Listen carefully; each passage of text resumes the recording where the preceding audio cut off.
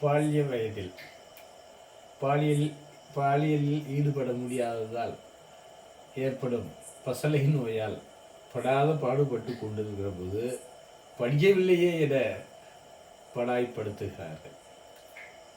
கல்யாணம் செய்து கொள்ள முடியவில்லையே, காதலில் ஈடுபட முடியவில்லையே என்று கருவில் எண்ணம் ஒதுக்கின்ற போது கற்க சொல்லி கட்டாயப்படுத்தி கஷ்டப்படுத்துகிறார்கள். காசு பணம் இல்லாததான். அதனால் மன எண்ணத்திற்கு, அதாவது மரபணுவோ மனச்செயல்களில் ஈடுபடு என மனதுக்கு சொல்கின்றது. ஆனால் இவர்கள் மனப்பாடம் செய்ய சொல்கிறார்கள்.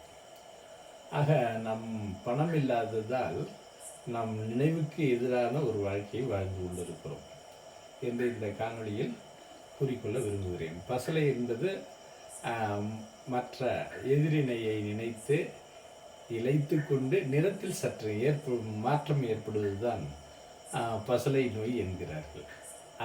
அந்த பசலை நோய் பால்ய வயதில் திருமணம் செய்தால் பசலை நோய் ஏற்படாது என்கிறார்கள் என்று இந்த காணொளியில் கூறிக்கொள்ள விரும்புகிறேன்.